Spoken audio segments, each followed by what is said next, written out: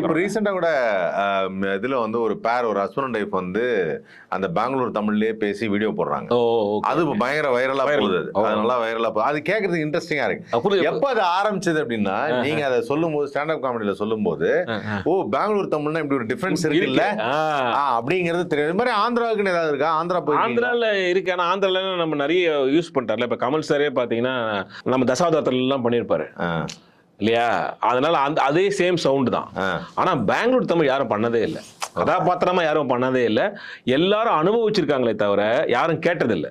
அதனாலதான் நம்ம பண்ண உடனே அது ஹிட் ஆச்சு. இப்போ அதை பார்த்துட்டு தான் இப்போ வந்து கார்மேக செல்வம்னு ஒரு படம் போயிட்டு இருக்கு. அதுல நான் வந்து பெங்களூர் தமிழ் பேசி நடிச்சிருக்கேன் நான் ஃபுல்லா. அதனால வந்து அது ஒரு தனி சவுண்ட். அது ஒரு தனி சவுண்ட். அதில் பார்த்தீங்கன்னா வாய் சாத்தின் போ அப்படின்வாங்க. சொல்லுங்க பாப்போம். வாய் சாத்தின் போ என்ன அர்த்தம்? வாய் மூடின் போன்றது தான். வாய் மூடின் போது தான் சொல்லணும். ஆனால் அந்த வழக்கில் வந்து வாய் சாத்தின் போங்கோ போங்கோ வாய் சாத்தின் போங்கோ அப்படின்வாங்க. அப்புறம் சக்கத்தா இருக்குதுங்கன்னுவாங்க.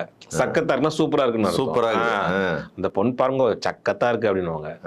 அந்த மாதிரி நிறைய அவங்களுக்குன்னு ஒரு அர்த்தம் இருக்கு. ஸோ பரவாயில்ல, ஒவ்வொரு வட்டார மொழி பற்றியும் சொல்லிட்டீங்க. அதே சமயத்தில் ஸ்டாண்டப் காமெடிக்கு ஒரு புது டைமென்ஷன் கொடுக்குறாரு படவா கோபி அவர்கள்.